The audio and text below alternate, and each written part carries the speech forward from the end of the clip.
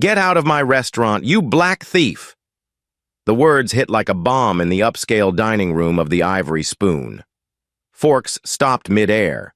Conversations froze. Every elegant head turned toward the young waitress standing by the swinging kitchen doors. Maya Elise Carter, 22 years old, her apron soaked with sweat from another grueling double shift, stood motionless, clutching two small styrofoam containers filled with leftover food. The man shouting at her was Edward Langston, the 55-year-old white manager of the restaurant, his face contorted with rage, fingers stabbing the air toward her chest. "You think I wouldn't notice? Stealing food to feed alley trash behind my back? You're done. You hear me? Done!" Behind Maya. The door creaked open slightly, letting in a breeze and the faint sound of footsteps. Two children waited there in the alley. Jamal, 12, and his little sister Aisha, 9. They weren't beggars. They were orphans, hungry, forgotten, and cold. Maya had seen them 2 nights ago, curled up behind the dumpster in silence, watching kitchen staff throw away trays of untouched food. She hadn't thought twice. She had wrapped up the extra chicken and mashed potatoes and quietly slipped it to them after her shift. She didn't tell anyone, not even her daughter, Amara, who waited at home wheezing through another asthma attack. But Langston had found out, and now, under the chandelier light and linen-covered tables, he made an example of her. The containers slipped from Maya's hands. The food hit the polished floor with a soft, sickening splatter. Gasps echoed through the room. A woman in pearls whispered, "Why's she even working here?" Another shook her head. But Maya didn't cry. She didn't defend herself, not when Langston ripped off her apron, not when he shoved her through the staff entrance and slammed the door behind her. She dropped to her knees beside the children in the alley, brushing mashed potatoes from their cheeks with a trembling hand. "It's okay," she whispered, her voice cracking. "You'll eat tonight." That moment, humiliating, raw, unforgettable, would change everything. If that moment made your heart pound, this story is for you. Welcome to the channel. Here, we tell real-life inspired stories that uncover injustice and celebrate those who rise above it. If you believe kindness matters more than cruelty, please hit like, and if you want to hear the rest of Maya's story, hit subscribe, because what happens next will stay with you long after this video ends. August 1st, 2024. The roar started as a low hum just after sunrise. Then it grew, louder, sharper, until the entire street vibrated. A sleek silver helicopter descended over a quiet working-class neighborhood in South Atlanta, sending dust, leaves, and yesterday's mail swirling through the air like confetti. Kids ran outside barefoot. A man dropped his coffee cup in the driveway. Phones came up fast. Every curtain on the block twitched open, but in the center of it all, inside a modest brick home with peeling white shutters and a cracked front step, Maya Elise Carter stood still. At 47, she wore simple jeans and a gray t-shirt. Her hands were still damp from scrubbing pots. Her back was straight, her eyes sharp, steady, and impossibly calm. Watched through the window as the helicopter touched down in the vacant lot across the street. The blade slowed. A side door opened. 2 silhouettes stepped out into the dust and light. Maya didn't blink. She knew who they were. She had always known this day would come. 25 years earlier, Maya had just graduated from Clark Atlanta University with a master's degree in accounting. She should have had a desk job, an office, security. But life had other plans. Amara was 4 years old, diagnosed with severe asthma that required weekly treatments. The bills were relentless. So Maya worked. Mornings as a maid at a downtown hotel. Evenings at the Ivory Spoon. She slept when she could, ate what she could afford, and always made sure Amara had what she needed. The night she met Jamal and Aisha, something shifted. They didn't ask for help. They didn't beg. They just waited silently behind the alley dumpster, hoping, Maya didn't ask who they were or where they came from. She just fed them. Again the next night. And the next. Until Langston caught her. After he fired her. He spread rumors. Called her a thief. Told other restaurant managers she was unstable. And made sure she couldn't get hired anywhere in the service industry again. Maya took what work she could find. Handing out flyers on corners. Washing cars. Cleaning bathrooms at an office building on Auburn Avenue. Amara's asthma got worse. Public clinics meant waiting hours for medication. Every dollar Maya earned went to inhalers and ER copays. Then, one afternoon in 2000, she walked past the Peachtree Elite Club, one of Langston's favorite spots. She stopped in the shadow of its grand balcony and heard laughter above her. She looked up. There he was, Langston, laughing with investors, cigar in hand, saying, "She's crawling in the gutter where she belongs." Her blood turned to fire, but she didn't shout. She didn't cry. She pulled out the worn journal she carried everywhere and wrote one line. "You broke me in public. I'll rebuild in silence." What Langston didn't know was that Maya had been listening back in 1999, when Ivory Spoon managers whispered about ghost employees and tax write-offs. She remembered everything. In 2001, she got a night janitor job in the building that housed Langston's private accounting firm. Nobody noticed her. She was just the cleaning lady. But she noticed everything. Falsified invoices, duplicate expense reports, racial pay gaps. Late at night, when no one was around. She copied ledgers, photographed documents, and pieced together what would become a 300-page dossier. By 2003, with help from an old college friend named Lena Huang, a forensic accountant, Maya had what she needed. She was ready to strike, but not for revenge, for justice, for Jamal, for Aisha, for Amara. Now, 25 years later, the helicopter was here. Maya stepped out onto her porch, heart steady. The two figures walked toward her, one tall, in a tailored navy suit with worn sneakers, the other in a gray skirt suit, heels clicking softly on the pavement. They stopped in front of her. No one said a word. And then the man spoke, voice warm and low. "Miss Carter, we've been looking for you." Maya didn't need to ask.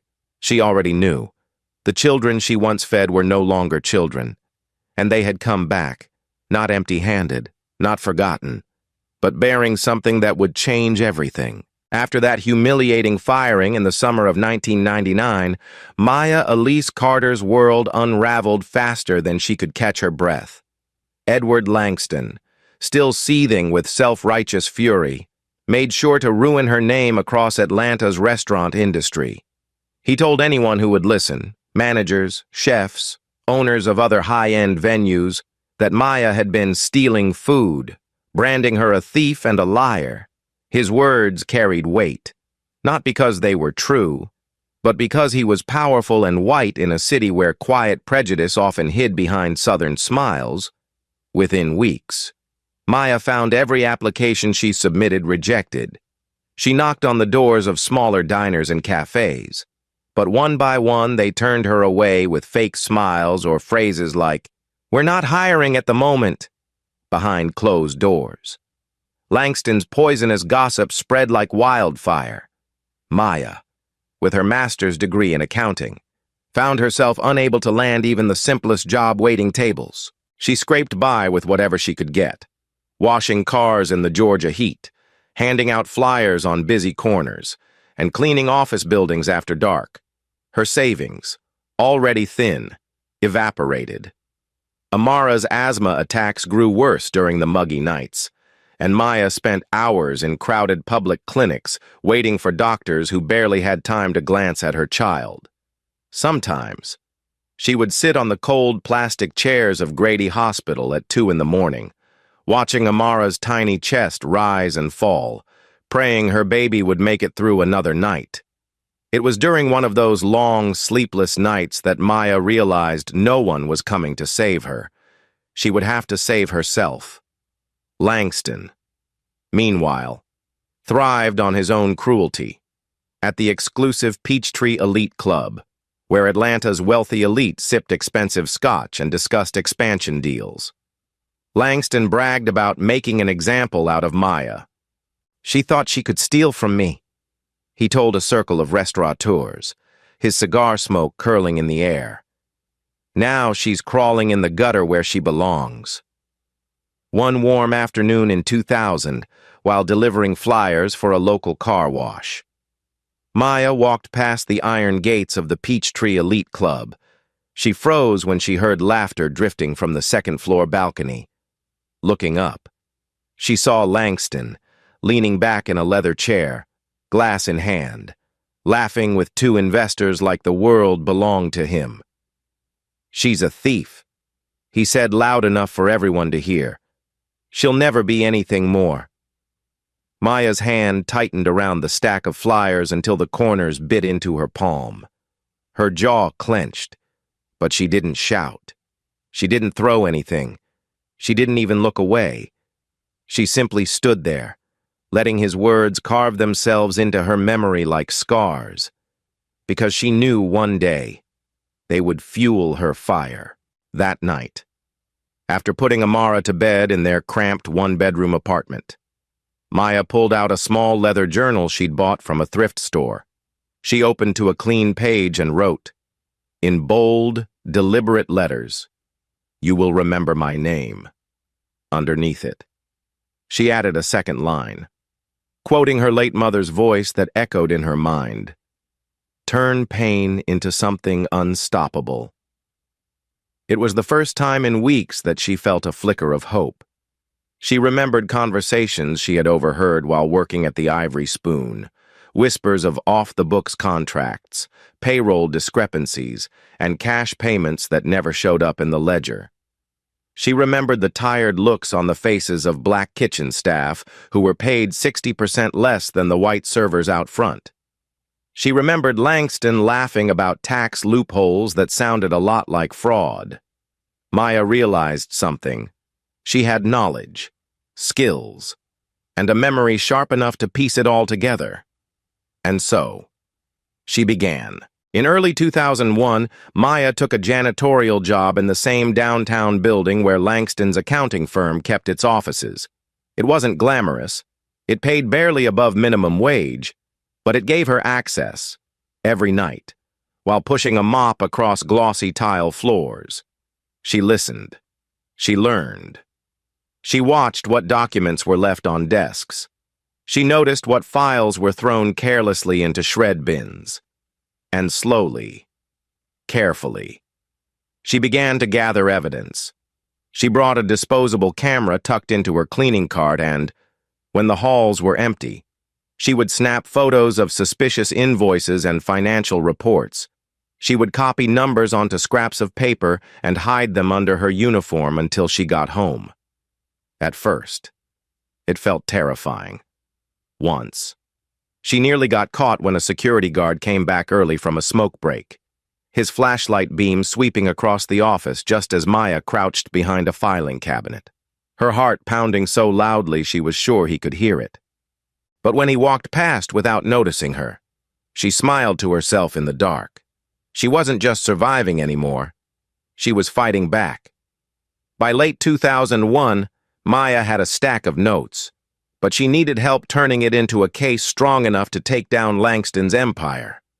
That's when she reconnected with Lena Huang, a Taiwanese-American forensic accountant and old college friend. Lena was everything Maya needed, sharp, fearless, and disgusted by corporate greed.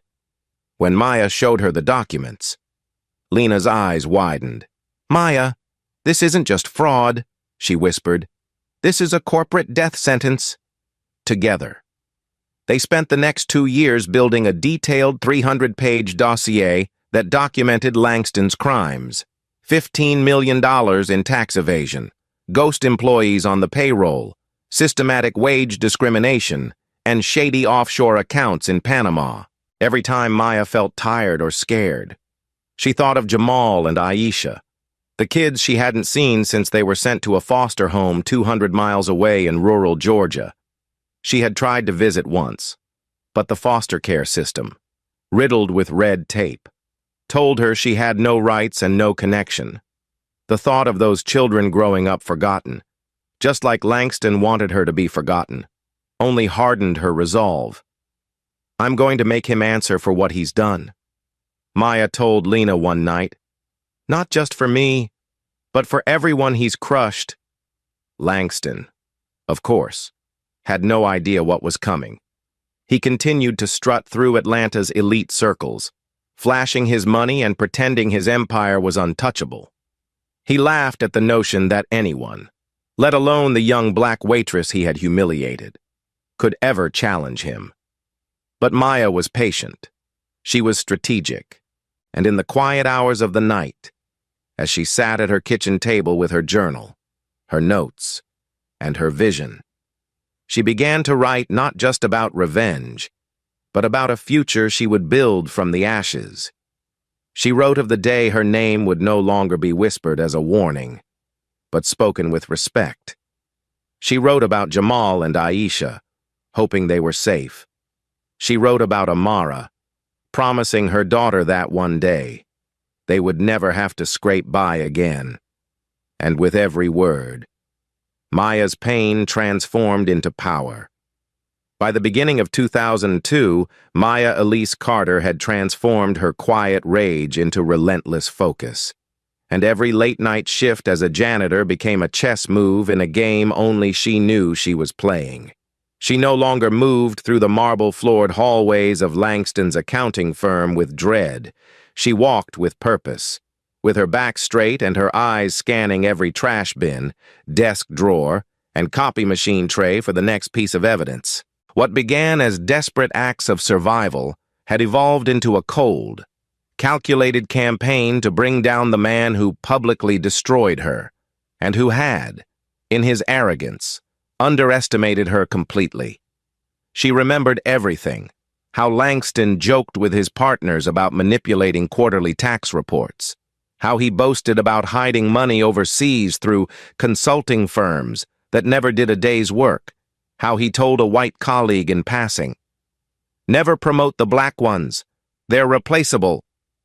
Maya had been invisible to them, just another uniformed body mopping the floor.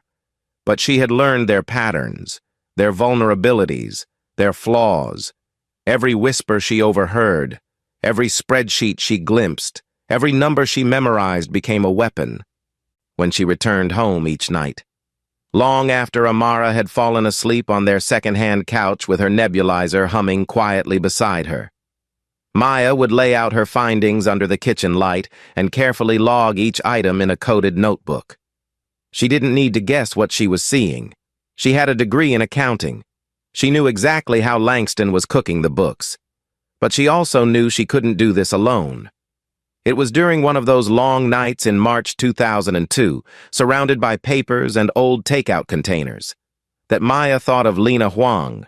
They had studied together at Clark Atlanta, once pulled all-nighters cracking IRS simulation exams over gas station coffee and highlighters. Lena, now a rising forensic accountant at a private firm in Buckhead, hadn't heard from Maya in years. But when she picked up the call and heard Maya's voice, calm, low, purposeful, she didn't hesitate. They met the next morning in the back corner of a Korean cafe near Lenox Square. Lena listened without speaking for 10 full minutes as Maya laid out her story, sliding over a folder with photocopies of ledgers, payment records, and photos of Langston's ghost staff. Lena's hands didn't shake, but her face went pale. "This is enough to bury him," she whispered, "and probably a few of his partners." Over the next 18 months, the two women worked like surgeons, meticulous, methodical, and absolutely unforgiving. Lena helped Maya organize the data into a formal case file, wage discrepancies, illegal deductions, proof of discrimination, offshore routing slips, and even manipulated hiring documents that showed black workers hired at lower base pay for identical roles. Maya became fluent in forensic terms, using her journal as both roadmap and record of every betrayal she planned to expose. They bought a second-hand scanner, encrypted every file, and backed up everything on an external drive hidden in a cereal box in Maya's kitchen cabinet.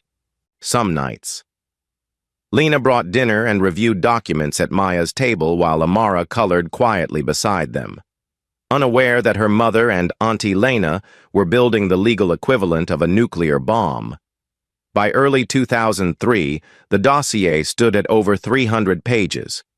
Maya took a 2-week leave from her janitorial job, officially for family illness, but in reality, to finalize the case and prepare for the fallout. Lena contacted 2 government agencies anonymously, then hand-delivered sealed copies of the dossier to the IRS and the Department of Labor. Within 6 weeks, a formal investigation was launched. Maya kept working, quietly, invisibly, never hinting at what was about to come. But beneath her calm demeanor, a fire roared. She had once stood in that alley behind the ivory spoon with mashed potatoes on her shoes and shame in her chest. She had once listened to Langston call her worthless, but now she held in her hands the evidence that would not only collapse his empire, but rewrite the narrative he had forced on her. The only person Maya confided in was Lena. Not even Amara knew. But in the solitude of her tiny bedroom, Maya sometimes opened that old leather journal and reread her first entry.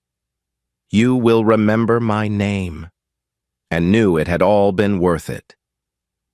In the summer of 2003, rumors began to swirl in Atlanta's financial district. 2 IRS agents were spotted walking into Langston and Pierce LLP with sealed subpoenas. A junior accountant quit without notice. Emails were being audited. Phones were ringing off the hook. Langston, still arrogant, dismissed the noise at first. "Standard review," he told his partners. "Some disgruntled ex-employee trying to cause trouble." But by fall, the atmosphere shifted from anxious to panicked. His bank in Panama flagged multiple suspicious transfers. One of his clients was indicted in a related fraud probe. A quiet call from a DOJ investigator left Langston white-knuckling his whiskey glass at the Peachtree Elite Club, and just when he thought things couldn't get worse, it happened. On a Monday morning in November 2003, as Langston walked into his office wearing his usual smug grin and a freshly pressed blazer, he found his receptionist crying, 2 agents from the Internal Revenue Service waiting, and a federal warrant taped to his desk. "What is this?" he barked, but no one answered. Phones rang. Staff whispered. Outside, reporters began to gather, tipped off by the sudden activity. That night, Maya went to a payphone outside a laundromat 2 miles from her apartment. She fed in 3 quarters and dialed a number Langston hadn't used in years. His old office line at the Ivory Spoon. It still forwarded to his personal cell. He answered on the second ring, breathless and furious. "Who is this?" Maya didn't raise her voice. She didn't need to. "Remember the waitress you crushed for feeding 2 hungry kids?" she said calmly. "The one you humiliated in front of strangers to feel like a man?" There was silence on the other end.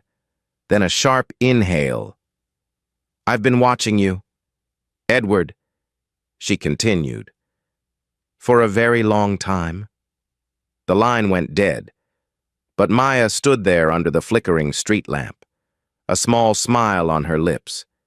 For the first time in years, she felt weightless, not because she had destroyed something, but because she had built something stronger than vengeance. She had taken every insult, every rejection, every locked door, and turned it into a plan. And now, the first stone had fallen.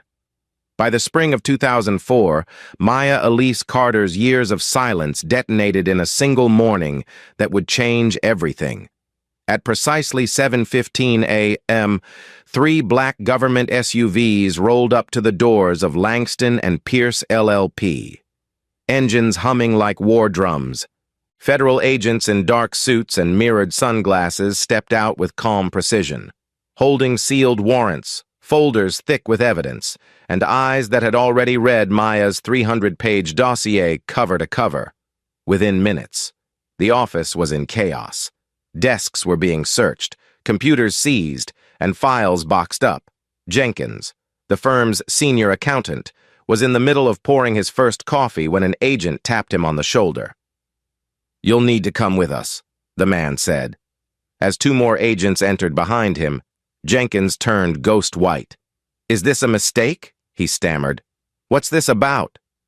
But no one answered, because the paper trail told the whole story. Fake vendors, duplicate payments, under-the-table cash withdrawals, ghost employees, a full 2 decades of criminal greed. By 8 a.m., every major business publication in Atlanta had received an anonymous tip. Langston and Pierce LLP under federal investigation for fraud, tax evasion, and labor violations. Within the hour. The Atlanta Chronicle had a front-page digital article titled "Empire of Deceit: How Langston Built a Fortune on Exploited Labor," and right beneath the headline, in bold black font, was the line Maya had typed herself. "This began with a waitress. It ends with the truth." By noon, news vans circled Langston's Midtown Tower like vultures. Cameramen shouted questions. Anchors wore grim expressions. The city buzzed with disbelief. How had this titan of fine dining and finance been hiding a fraud so deep, so vicious, for so long? Langston, for the first time in decades, couldn't spin the truth fast enough. His PR firm released a brittle statement denying all wrongdoing, calling the investigation a misunderstanding driven by misinformation. But behind closed doors, he was unraveling, his eyes bloodshot, his jaw tight, his hands shaking as he gripped a half-drained glass of scotch at his estate in Buckhead. What shook him more than the subpoenas or the headlines was a phone call that came through at 9:06 p.m. that evening. An unlisted number, static in the background. He nearly didn't answer, but curiosity got the best of him. "Langston," he barked into the receiver. There was a pause, then a calm, steady voice. "Remember me?" A silence thick as smoke stretched across the line. "The waitress," the voice continued. "The one you fired in front of your patrons for feeding 2 hungry children. The one you lied about. Blacklisted, humiliated. You remember now?" Langston didn't speak, but the faint, startled exhale on the other end was enough. Maya didn't raise her voice. She didn't need to. "I told you I'd rise," she said, "and now you get to watch it happen." The line clicked dead before he could respond. He stood frozen in place for nearly a minute, the glass slipping from his hand and shattering on the hardwood floor. While Langston panicked, Maya remained invisible. She didn't go to the press. She didn't bask in the headlines. She went to work, quietly and strategically, side by side with Lena Huang. They formed a small consulting team, just the two of them, under the name Carter and Huang. Registered as an independent auditing firm dedicated to ethical financial investigation. At first, it was just a name on a business license. But within weeks, whistleblowers from other companies began reaching out. "We heard what you did to Langston." One wrote anonymously, "We have something bigger." Their inbox flooded. Maya and Lena met at coffee shops and borrowed conference rooms, quietly reviewing files, collecting testimonies, slowly building a reputation not as vigilantes, but as professionals with a cause. Still, Maya's focus never wavered from the one story that mattered most. She kept a framed photo of Amara, now 12, healthy but still vulnerable, on her desk, and beneath it, the crumpled drawing Aisha had once given her. A woman standing in the rain, holding an umbrella over 2 small children. "You kept us dry," the caption read, written in a child's shaky hand. But victory wasn't without pain. Just as the federal case exploded in the media, Maya was jolted back to her role as a mother. One night, Amara collapsed in their apartment after a prolonged coughing fit. The ER was packed, the air thick with disinfectant and anxiety. Maya sat beside the hospital bed, holding Amara's hand as she slept, her IV humming in rhythm with the beeping machines. A doctor came in with furrowed brows. "She needs a long-term treatment plan," he said, "and better air quality at home." Maya nodded numbly, knowing the cost. That night, as Amara lay resting, Maya opened her journal again and wrote, "This isn't just about justice anymore. This is about life." Meanwhile, Langston's empire fell like dominoes. In April, Dubai investors pulled out of a $40 million expansion deal after discovering the offshore accounts flagged by U.S. authorities. His bank accounts were frozen. A group of former employees filed a $25 million class action lawsuit citing racial wage discrimination, back pay violations, and unsafe working conditions. 3 of his restaurants failed health inspections in a single week. A whistleblower leaked a recording to the press in which Langston could be heard shouting at a manager, "Black folks don't belong in the front of the house. They're here to mop floors, not serve tables." The audio clip went viral. Within hours, his face was splashed across national news with captions like, "From fine dining to federal fraud." Protesters gathered outside his flagship restaurant, young and old, black and white, chanting, "No more lies, no more lies," holding signs that read, "Dignity isn't disposable," and "We are not your bottom line." Maya watched it all from her living room, the television casting flickers of protest onto her quiet walls. She didn't cheer. She didn't celebrate. She simply whispered to herself, "Let him sit in the silence he once forced on me." The media, desperate for a face to the story, speculated endlessly about who had exposed Langston. One article hinted at a former employee turned whistleblower. Another suggested an internal rival. But Maya stayed hidden in plain sight, walking Amara to school in the mornings, working late nights with Lena, and tending to her tiny backyard garden on Sundays. She didn't need applause. She didn't want revenge. She wanted restoration. For herself. For the kids she couldn't save. And for the ones still waiting in alleys all across the country. When asked by Lena if she ever planned to come forward publicly, Maya shook her head. "When the foundation is ready," she said softly. "When Jamal and Aisha can see what they helped inspire. Then maybe, until then, she would keep building in the shadows. Because real justice doesn't come in a single blow. It builds, slowly, brick by brick. And on that foundation, Maya was preparing something far more powerful than revenge. By mid-2004, Edward Langston's empire wasn't just cracking. It was imploding. Everything he had built on exploitation, fear, and polished deception was collapsing under the weight of truth. And the fall was merciless. The class action lawsuit from former employees grew into a legal firestorm, as over 80 workers, nearly all of them black and brown, joined the case. Depositions revealed years of wage theft, falsified timesheets, and threats against whistleblowers. Health inspectors, prompted by anonymous tips and mounting media pressure, shut down 5 of Langston's restaurants within weeks. At one upscale location, they found rats nesting behind the wine cellar. At another, they uncovered mold beneath the floorboards. VIP clientele fled. Reservations dried up. Banks began calling in debts, and private lenders, once eager to invest in his expansion plans, abandoned ship without a word.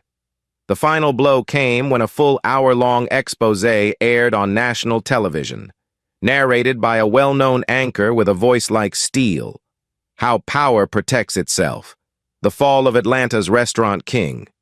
Included was leaked footage of Langston snarling at a young hostess, calling her a mistake from a broken neighborhood, and audio of him snapping, "Black folks belong in the kitchen, not the front." The public outrage was instant and unforgiving. Sponsors withdrew from his restaurant group. A petition to have his James Beard Award revoked passed 100,000 signatures in 2 days. Protesters gathered nightly outside his last operating restaurant, holding signs that read, "We remember Maya," even though most of them didn't know who she was yet.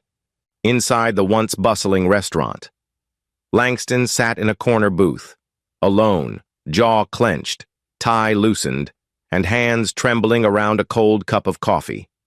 As servers ignored his presence and the city he once controlled moved on without him.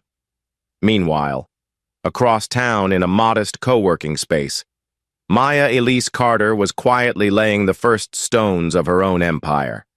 Carter and Huang had grown beyond her expectations. Once just 2 women with laptops and truth. They now had 3 interns, a part-time assistant, and a 6-month wait list of ethical investors and small businesses begging for transparency audits. Maya never raised her voice in meetings. She didn't need to.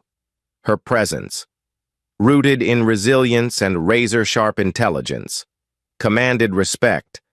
Her name began circulating not in tabloids, but in boardrooms and legal circles. She became known not as the waitress who was fired, but as the woman who dismantled Langston from the ground up. But even in success, Maya remained grounded. Her mornings still began with oatmeal and Amara's medication. Her evenings still ended with handwritten journal entries, always signed, MC.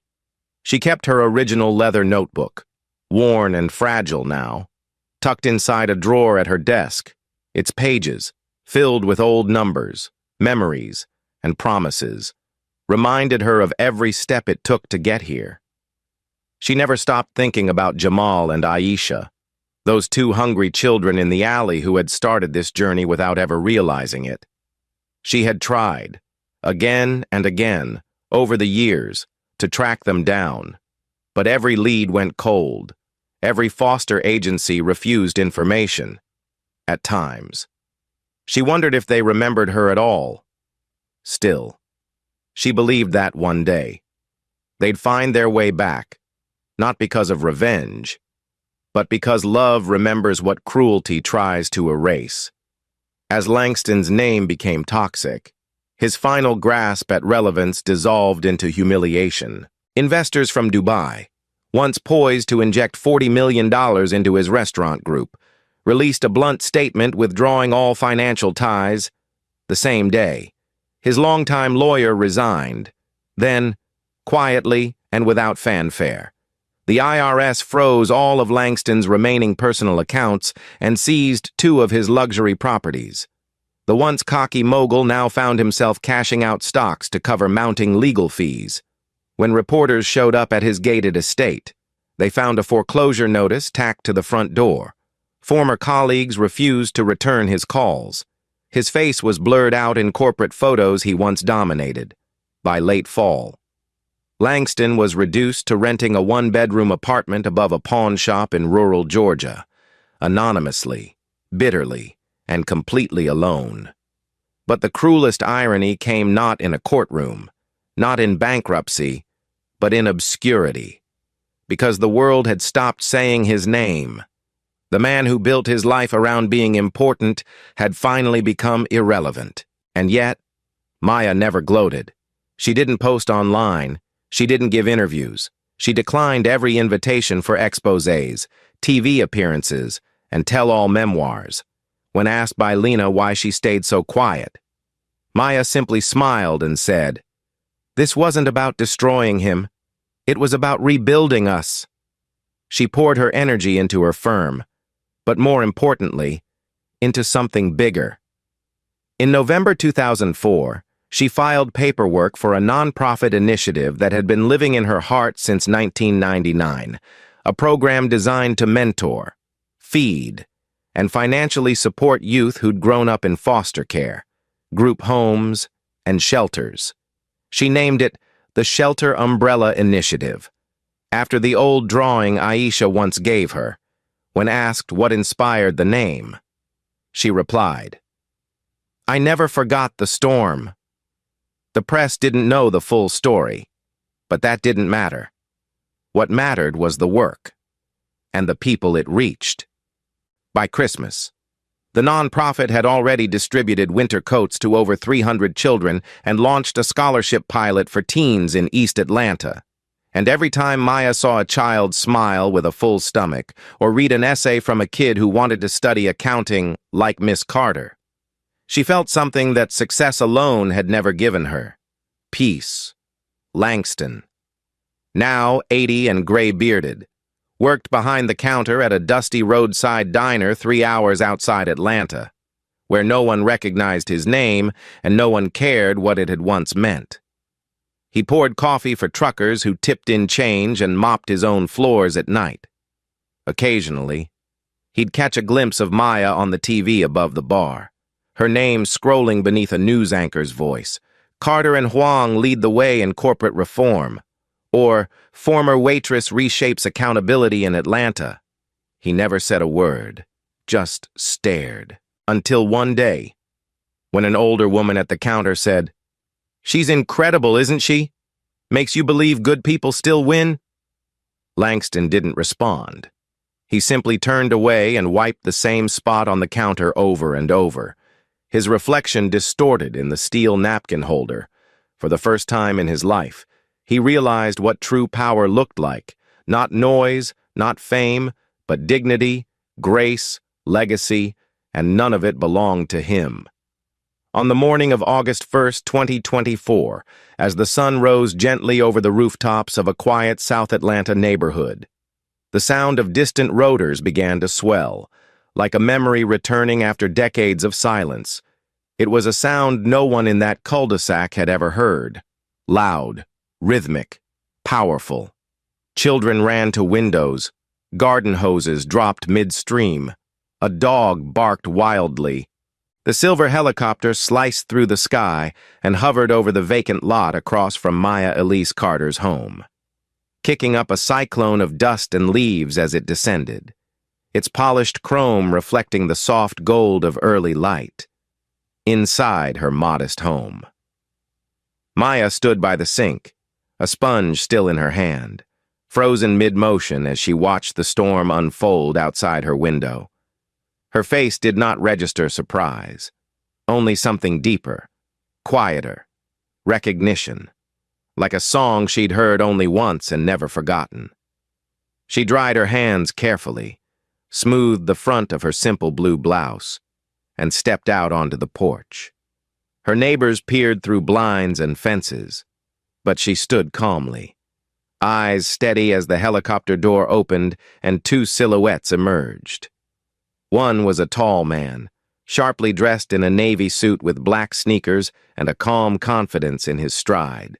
The other, a woman in a charcoal gray blazer and heels, walked with quiet grace, her curls caught in the breeze, her posture regal yet familiar. They walked in perfect step, crossing the gravel with purpose. Maya felt her breath catch, not from nerves, but from memory. When they stopped at the edge of her walkway, she could finally see them clearly, and time collapsed. Jamal, Aisha, no longer children curled in the alley behind the ivory spoon. Jamal, now 37, had the presence of someone who had fought his way through every locked door and built his own. His eyes, still warm and wide like the boy who once said "thank you" without words, now held quiet command. Aisha, now 34, carried herself like a woman who had turned pain into purpose. Her gaze was steady, piercing, yet tender, like she saw the world in layers. For a long moment, no one spoke. Then Jamal stepped forward, his voice soft but unwavering. "We found you." Maya's lips trembled, and her hands, so often steady, so often used to build and heal, rose slowly to her face. You remember me?" she whispered, though she already knew the answer. Aisha reached into her bag and pulled out something wrapped in wax paper, aged and yellowed. She unfolded it carefully to reveal the old drawing Maya hadn't seen in 25 years. A woman with a curly bun holding an umbrella over two small children in the rain. The lines were faint. The crayon colors faded. But it was unmistakable. "We never forgot," Aisha said. "We've carried this our whole lives. You were the first person who treated us like we mattered." Jamal nodded, his eyes glistening. "That food didn't just feed us. It gave us hope. You gave us a reason to believe we could survive." Maya pressed the drawing to her chest as tears welled in her eyes. Not the tears of grief, but of release, of full-circle healing. "I looked for you," she said, her voice cracking. "They sent you so far away, and I had no way to find you." Jamal stepped forward and embraced her.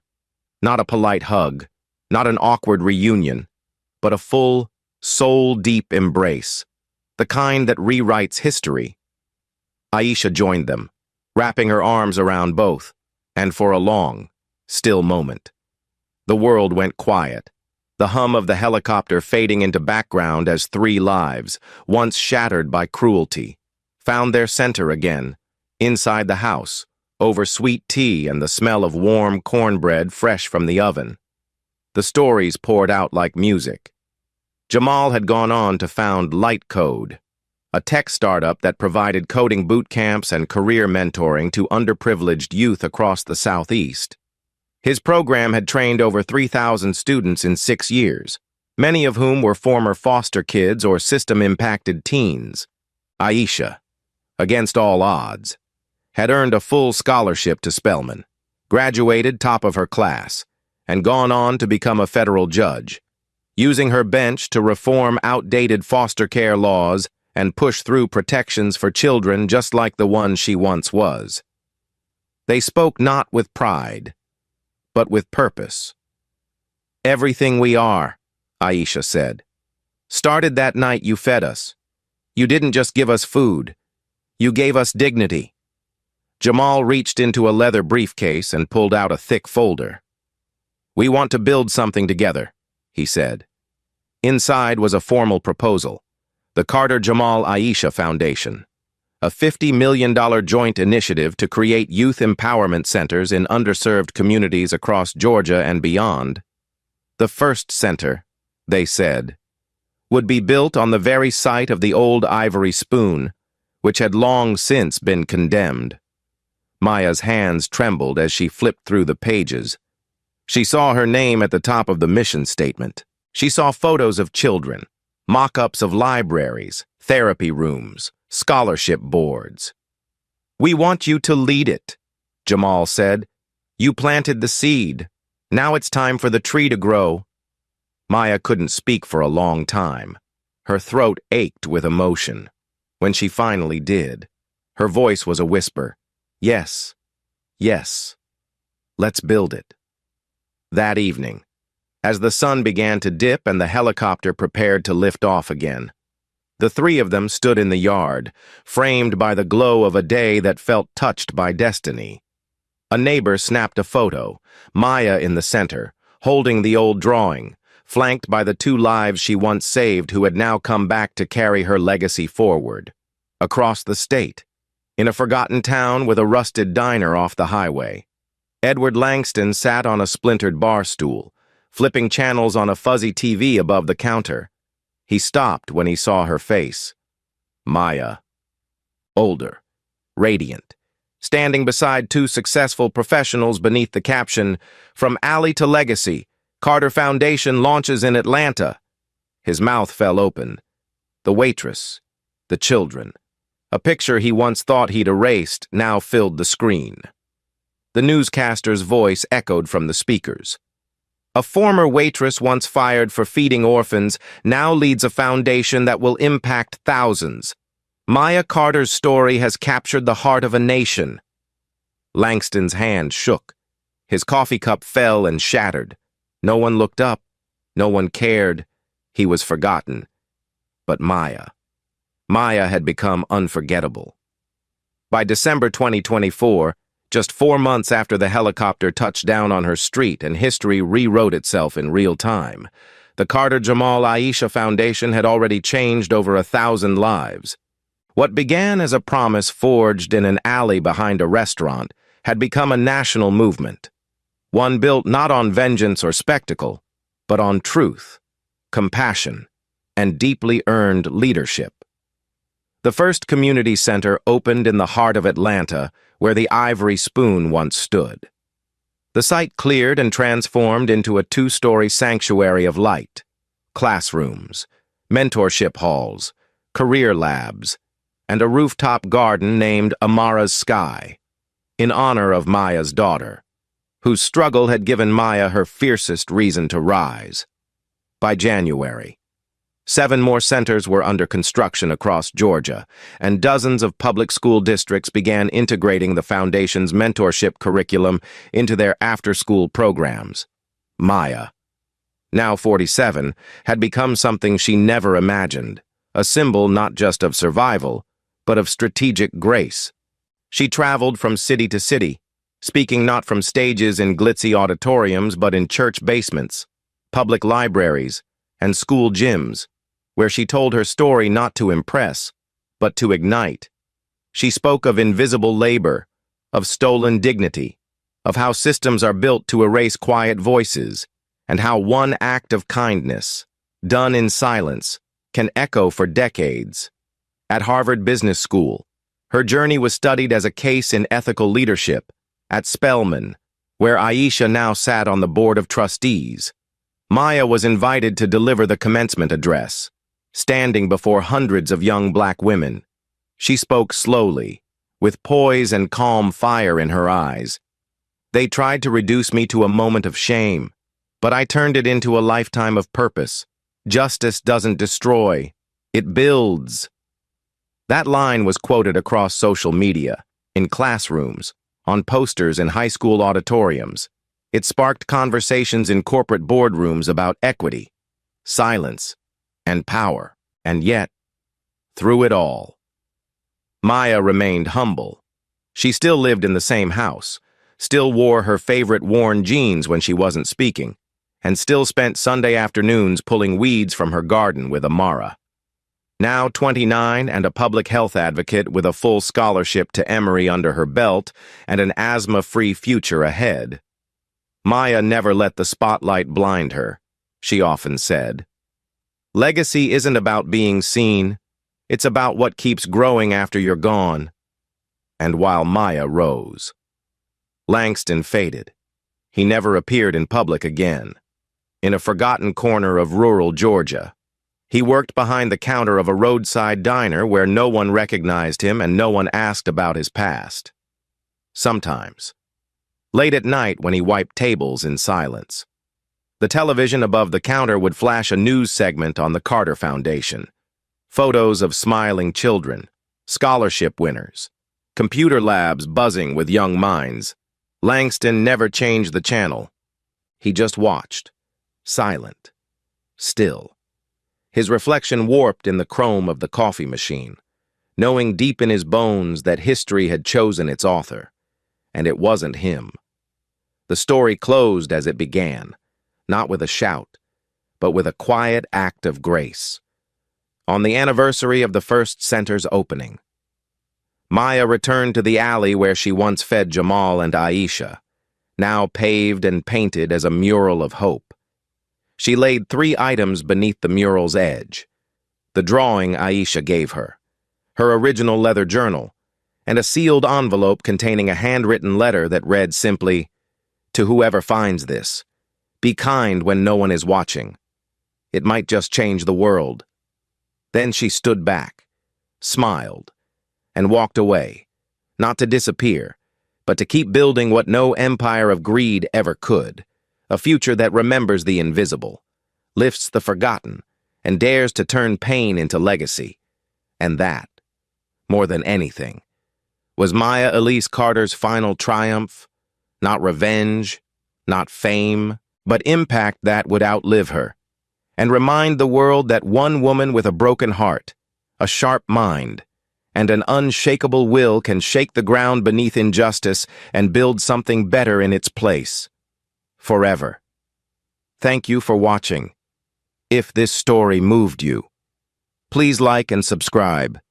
See you in the next one.